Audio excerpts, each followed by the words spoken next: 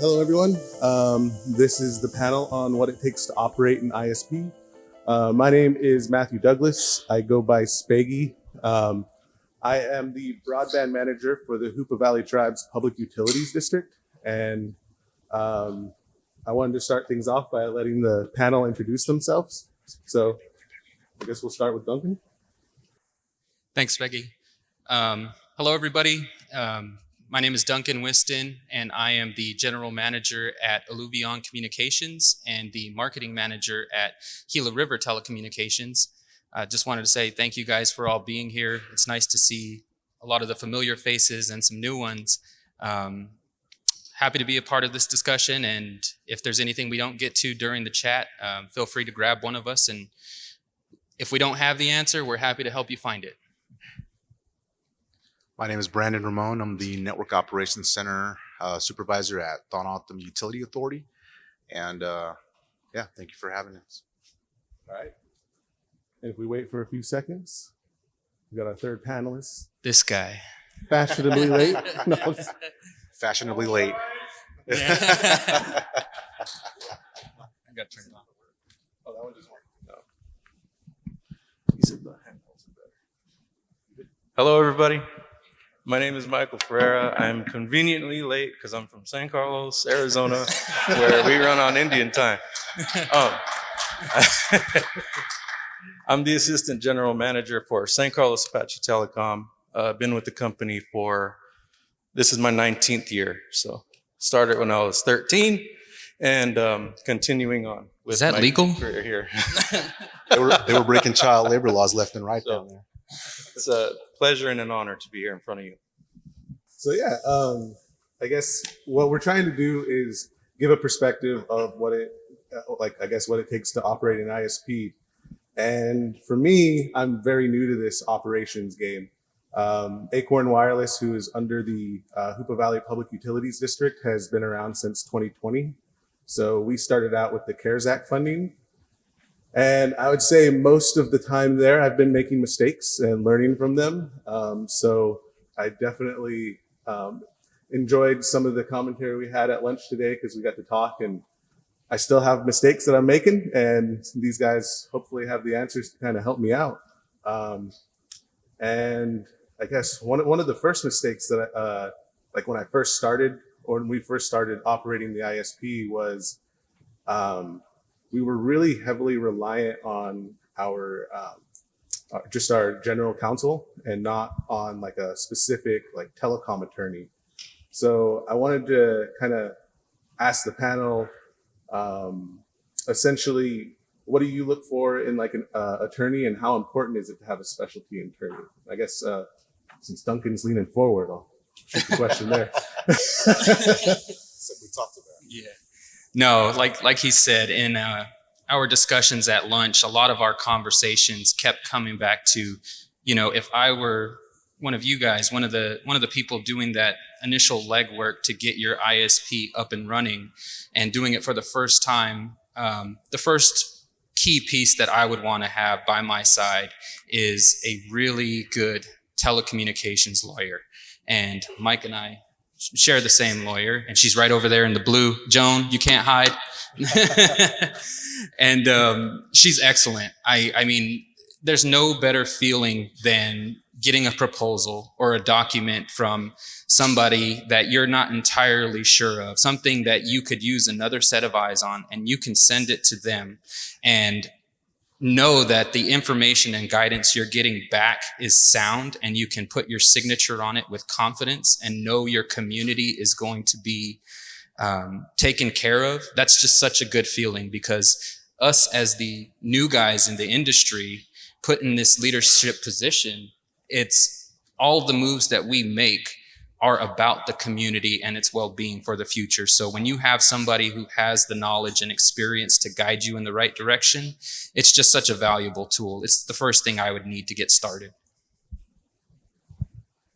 You guys have anything else to add, or any mistakes made without going with a telecom attorney or anything? I can kind of add to like what mistakes we made. Essentially, when we first started out, we had received a contract by a builder that was going to come through the Hoopa Valley Reservation, and when we sent the contract to our general attorney, they didn't know to look for ownership. They were trying to protect us from any kind of like lawsuit that could have been made, but we made the mistake of our first small build out actually being owned by a third party. So once we actually got a telecom attorney on staff, it was night and day. Like you felt like you had somebody on the team that was going to bat for you, and you knew that they were protecting like the business case as well, and optimizing kind of those, I guess, those opportunities that you wouldn't know to even look for. And for example, if you don't know about what an IRU is, that could have been one mechanism. Indefeasible right of use. Is that what that stands for? IRU, you know? Okay. So yeah, that was our first mistake. So now we do have that telecom attorney, but you guys have anything to add? Or? Well, yeah, I do.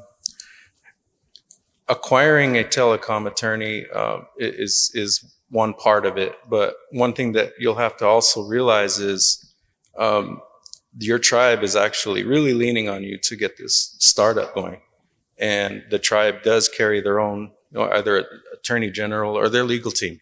So one thing you'll have to make sure that you do is make sure that that relationship is clear between both entities, where they can work together and make the best decisions for the company that you're trying to create. And kind of the next step for us in starting our ISP was finding like a partner, like a contractor to help us navigate actually developing a broadband division and that business case. One of the things that would really help out with having a telecom attorney on staff is helping make sure that the initial contract with the agreement that you're going to make with that contractor is reviewed and identified any kind of gaps that might be in play. That being said, I guess, Brandon, do you have any kind of advice on like vendor selection or what to look for when reaching out to vendors? So definitely when you're reaching out to vendors, it's going to take time to review all of, kind of vet them, so to speak. And a lot of times with the grant projects, you don't have a lot of time. You have to hit the ground running once funds are released. And then you have pressure from the tribe. So when you're selecting a contractor, getting to know the people, getting to know your network of peers who've used different contractors and developing relationships with those contractors, that's really important. And I think that when you're in a conference or a summit such as this, it's important that you make those connections with your peers in the industry so that you can understand this contractor worked out for us, this contractor, it was great, but this, and kind of understand the little ins and outs of it. So it's important. In my opinion, it's the importance of peer-to-peer sharing and understanding what the contractors can do for you. Do either of you guys have any kind of advice on some, I guess, more finer points that you should try and include in your contracts that you might not think of right away? Like, for example, one of the things that we didn't think of is like when we install customers' internet connections, like making sure that there's a mechanism to where they can't turn around and resell it and be competition to you. Do you have any other gotchas that you think would be good to include in some of the initial kind of vendor contracts that you're trying to start up? Yeah, definitely. That's a big issue that we've run into on some aspects. And again, that's kind of where the legal comes back into play, kind of having a lawyer that's gonna have your back and understand what the verbiage is of the line agreements that you're putting out there, and definitely making sure and sticking to it and policing that, I think, is a big thing, because sometimes you have vendors or contractors or customers that are kind of maybe not maliciously breaking the contract, but if you really read down on the fine print, you can see, hey, that's not right. We need to get on that and and put a stop to that. Did you have any more to add to that? I was just going to say, in regards to when you're selecting your contractor, I've heard quite a few vendors here today say that their intention is to work themselves out of a job. And I think that is a good quality to look for in your contractor, somebody who's willing to train your people, put some emphasis on that workforce development right from the beginning, getting your own community members ready to maintain your network. I think that's a great thing, and it's going to pay dividends down the road. And if you can establish those guidelines in your early discussions with a vendor, and even work with your legal team to bake that into your contract, I think that would be something very worthwhile and taking a look at the beginning stages of your discussions. Yeah, for me, one of the things that was promised by our initial contractor was that they would be on site for about a month to help onboard and educate and train our current staff. One of the mishaps that we didn't bake into the contract was guaranteeing that workforce development would actually occur. And essentially there was a business reason why it was avoided. And another kind of thing that you want to bake into your contracts is an appropriate approval process. Because when I would go to the contractor with ideas, because you don't know what to ask for at first. And as you learn, you come up with new ideas that you want to implement into your design. And maybe you don't understand the financial costs of saying, yeah, let's do that. Or well, let's think about doing that. Well, the contractor is going to spend time on that, and they're going to come back to you with hours that they're going to bill you for, which takes away from your fixed budget. So we got into a situation where we didn't have the funds to keep that contractor on to help us with that workforce development. So there was a trigger point for it, but we didn't think to add that into the contract. It was just like a handshake. So baking in those small details definitely is something that we learned at Acorn. Essentially, I guess what I think I've learned in these 3 years that we've been operating the ISP is there's going to be mistakes that you're going to make. We've made plenty of mistakes. Me and my boss have a saying to each other, if I only knew now what I know now back then when I made that decision, we'd be in a totally different space. And I was kind of just going to open up this, I guess, lessons learned kind of topic to the entire panel to kind of cover something that you think would be a good takeaway point for the mistakes that are made or how to overcome those obstacles. Who's going first? No, I'll hop into this one. I think one of the things we've recognized at Alluvion Communications is with our growth and expansion being so rapid, I think if I could go back, one thing I would do differently is to put more emphasis on creating a solid customer experience from beginning to end. And it's things that you don't really have 100% clarity on when you get so caught up in the technical details and planning your routes and doing your market entry strategy. But once you get there and you're delivering, you want to make sure that everybody on your team has the same mentality of delivering excellent service. Because at the end of the day, when you're deploying in a tribal community, everybody knows everybody, right? You want to make sure that the word out in your community is that Acorn Wireless is excellent. Mm-hmm. They've given me all the tools for success. I know who to contact when something goes wrong. And that's something we're evaluating right now. And there's been vendors here who've talked about the importance of documenting your network and documenting where your fiber is. And that's something we're kind of doing backwards at the moment. It's a lesson learned. The more we're expanding without a plan in place for that, the harder it is to troubleshoot and the harder it is for our network operations center to grab the information that they need. And it just takes a little bit more time and therefore creating a less exciting customer experience, So that's one thing I would definitely do differently is spend a little bit more time there to make sure that customers are satisfied with what we're doing, because at the end of the day, what's the point of all that work, getting it in the ground and getting the light going through it if the people can't enjoy it? Right. Yeah. And those are, so we luckily the contractor that we picked did do very good as-built in their contract. So we were able to kind of have a full picture of what our network was made up of. Granted, it was a little chaotic of how we set up the network initially, but I definitely recommend in like your contracts adding in clauses of testing metrics for whatever work they're going to complete. There's like a certain pass-fail kind of system designed for your fiber or your wireless links, and having some kind of as-built that you can take to another contractor and they can pick up where the other contractor left off, so that you're not left in the dark.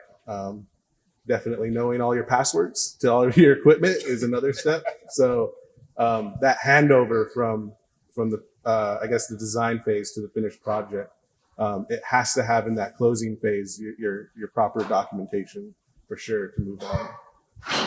And kind of to speak to the going back to the customer experience portion that Duncan was talking about, you want to make sure that you're investing in really good customer premise equipment.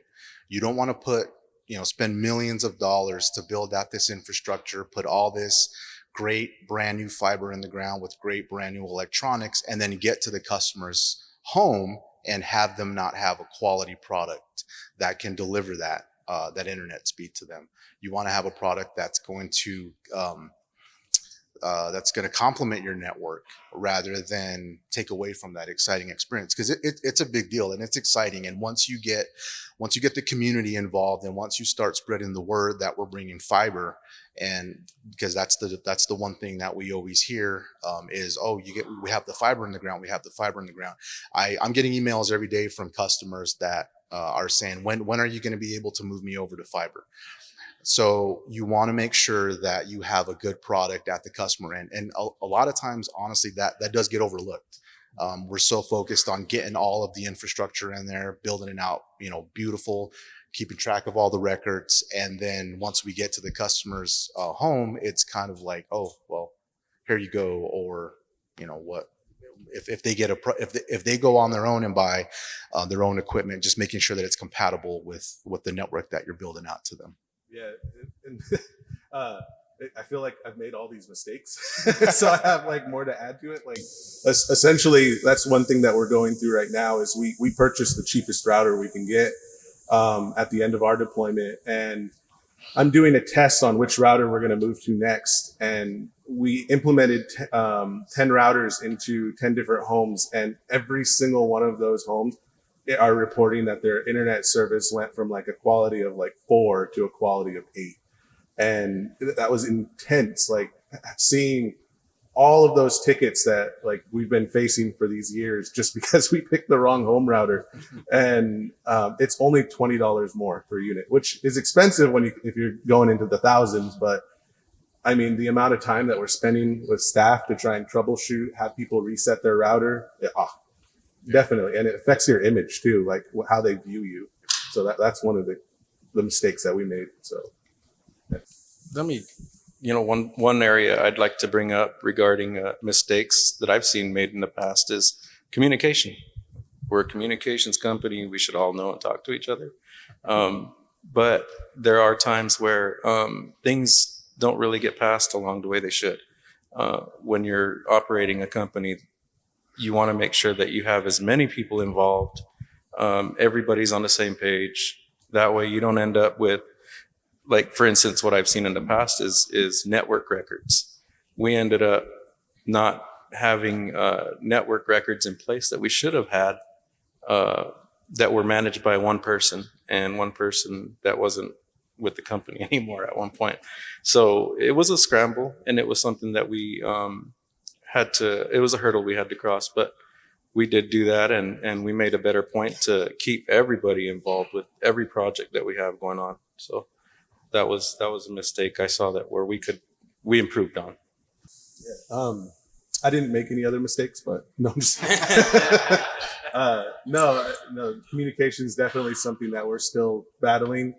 There's not cell phone everywhere on the reservation. We have a radio station, but it doesn't reach every person on the reservation.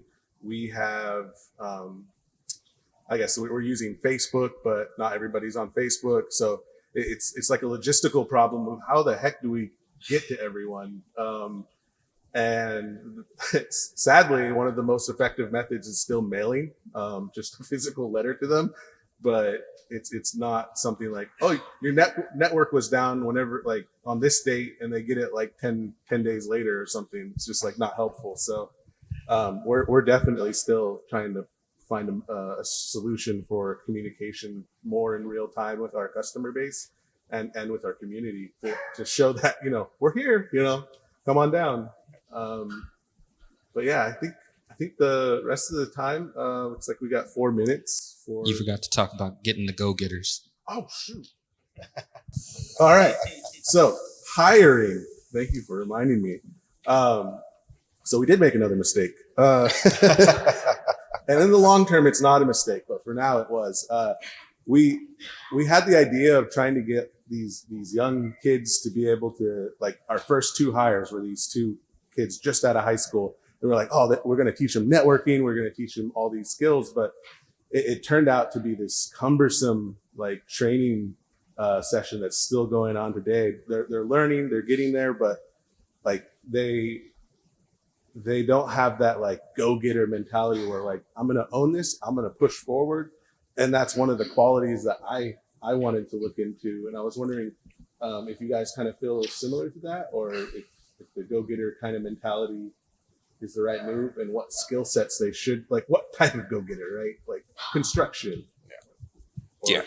I think it's important, especially in tribal telecom, as it's been discussed in other presentations so far, is many of us are wearing multiple hats. And unfortunately, just due to funding and the difficulty of deploying in tribal lands, that's going to be the case, right? For many of us. I'm fortunate to have several people on my team with that go-getter mentality. And it's without that sort of person in their positions, our deployment would be going much slower. I mean, I'm not the OSP guy. I'm not the network engineer. You have to let your subject matter experts be the subject matter experts and provide you sound guidance and have a willingness to move forward quickly. And your job as the tribal broadband leader isn't to know everything about everything. It's to make sure that these bright and great ideas that they're bringing to you are aligning with the needs of your company and your tribal community. You're kind of that gatekeeper to make sure that everything you're doing is moving towards the needs of your tribe. So go-getters, they help you make it happen. I go out on job sites and see our OSP manager from NTS who does our installation, and I've never seen somebody so happy to do their work. Like, he is ecstatic. He's telling me, we started here today, now we're all the way here, we're gonna be there by tomorrow, and just super happy. Like, you need those kind of guys on your team, and we've got a lot of those, so I'm very fortunate there. I would also say hiring the go-getter that also has the vision, a vision for the future. They're not only seeing what's in front of them and what the project in front of them holds, but what's it gonna be 5 years down the line, 10 years down the line, 20 years down the line. Hopefully they're there that long. Hopefully they're worrying about this fiber when it's come to age. Like, they're the ones that are going to be having to worry about what the next big thing is going to be. So when hiring your go-getters, definitely, but you also want to make sure that you're hiring somebody who's there for the long run, that you can make an investment in, and that's gonna, they're gonna be the future of your network. Yeah, you might not get it right the first time, and it may take a few different hiring sequences to happen, but eventually you'll find the right person for the position that you're trying to fill. That's another thing that we've encountered. It just doesn't always work out, but in the end, you'll find somebody that is very suitable for the position that you're looking to fill. So it might not happen the first time, and just be prepared for that. They can't all be Michaels, that's for sure. I got 3 mics in the office, so we're good. Yeah, that's definitely something that we would like to achieve is getting all the go-getters in the positions, the key positions, because then as like the manager of Acorn Wireless, it'd be cool to be like, all right, go deploy this wireless link or go install this fiber, and just know that they have the skill set to kind of design, plan, and get that done. That's a dream. and if you can't hire that person directly, I mean, if you're using a vendor or contractor, you can find those qualities in them as well. We're fortunate to have a few that they really feel like an extension of our team. We're not just a customer, they're just as invested as we are. So with the difficulties that I think everybody's having in hiring, if you're outsourcing it, you can still demand that level of appreciation for the work in your contractor as well. Do you, for your larger projects where you guys are expanding your networks, do you still bring in outside contractors, or do you try and do completely in-house, just out of curiosity? We have an outside contractor that comes and does a majority of them. We are handling a couple of projects in-house with our outside plant. So. Yeah, because that's one thing like we've been considering is like all net new projects happen with a contractor so that our own team can maintain the system. But we weren't sure if it was like, obviously there's like a business case to that we have to flush out, but we're just wondering how the bigger players are doing it since we're pretty small. Yeah, for us, it's kind of been methodical as we're working through our projects. There's not really a metric you can use to gauge, but I think the whole crew just kind of has a feeling it's time to bring in internal talent, right? For the bigger projects, yeah, we utilize a lot of external resources, but as we continue to grow, you start to recognize that there's a more consistent need for in-house talent, and then you go searching for it. I don't know, I can't give you a specific way to know when it is, but I feel like your team will recognize it. All right. Well, we got these guys up here right now. If there are any questions that you want to ask, this is your chance. Okay. I saw her first. Can you raise your hand again, just so the mic can be testing. You guys, great job. Question is, have you been able to engage people from the tribe and hire them into the businesses, train them up for the next generation? Because someday you're going to look like this and not want to be climbing stuff anymore. Absolutely. We do promote hiring community members or tribal members. It's not always easy to find people, as for us, we know what we do and we're so involved in it, and we really love what we do. But to some others, they don't want to know much more than if the internet works or not. So so it's a little bit tough for us to find that interest and engage with people. So, but we hire from within, and for the staff that we do have today, I'm very grateful for. Very proud of the staff that we have. They're a great group. And we work with the local school. We want to work more closely with them, but we have a program over the summer where we bring in students to kind of learn some of the basic job skill type stuff. Hopefully to plant that seed where if they go off of the reservation, get an education and all that they'll come back and they'll want to work for us and they'll remember what they learned and pique that interest. So that's kind of what we're trying to do, trying to get them young. Yeah, and one area where we've found success at Alluvion, Gila River has a workforce development department, and we discovered a partnership with them, and they actually do a lot of sort of the office etiquette training for them, how to structure your emails, how to use Microsoft products, that sort of thing. So they're onboarded with some pretty solid basic knowledge, and we've introduced some of those folks to our network operations center, folks who are pretty good with customer service skills, or they have an interest in technology. A lot have come in and done their initial 3 months through this program with the other department.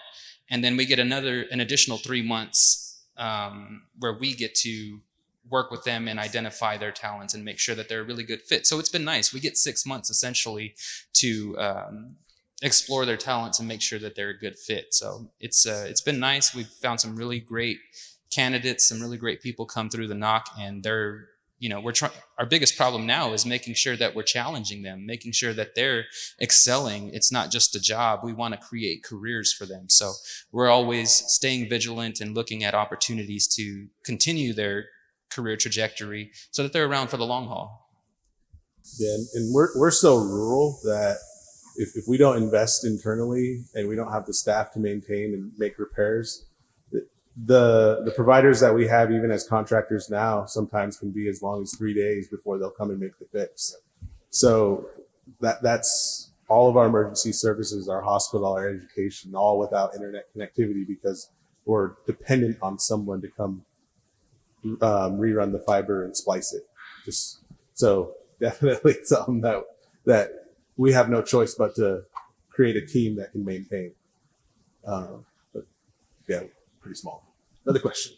Well, actually, it's more of a comment. So what it takes to operate an ISP, you're saying external contractors. I think it's imperative that you do cultural competency training with them, that when they come and work in your community, they understand where they're working, the dynamics of the people, and common courtesy. It's supposed to be universal, but we all experience that it's not.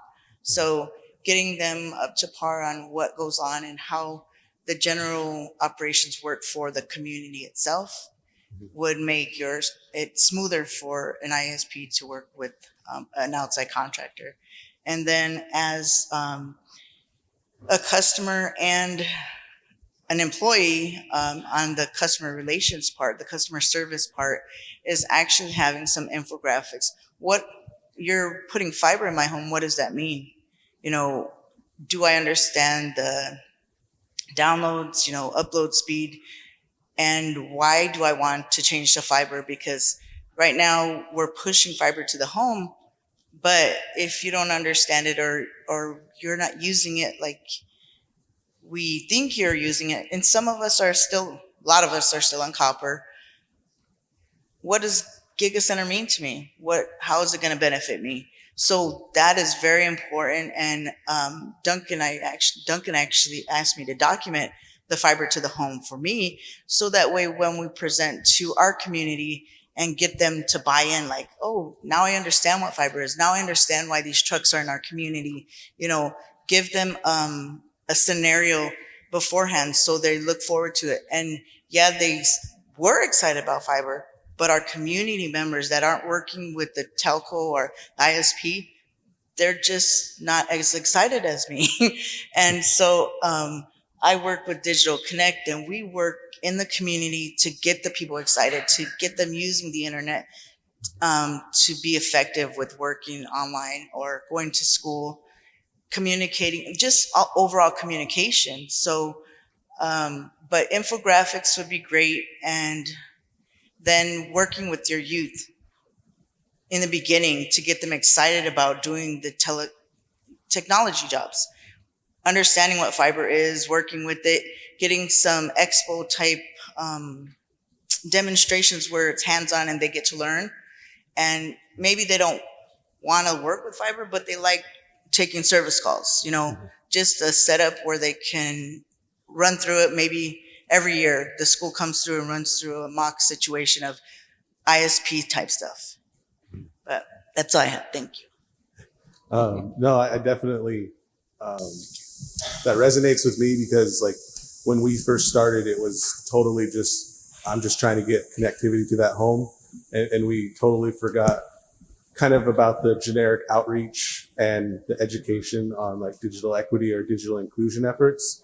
And I think that's one thing that kind of separates like tribal ISPs from like standard ISPs, is that we want to take that next step to uplift our community. We don't want to just give you something and then forget about you. And I think that's like talking to these gentlemen, they definitely do that for their tribes. So it's definitely a quality that we're trying to go after. And I think, I do believe that there's going to be funding available for like the digital equity through BEAD. More on that tomorrow. No. Yeah, it's definitely something not to forget when you go after building out your infrastructure. But we're 1 minute over. He's getting there. Good. Yeah. Hey guys. Hey guys. Take a look at this team. Young guys. NTTA 2.0. All right. These guys are going to be taking over for me someday soon.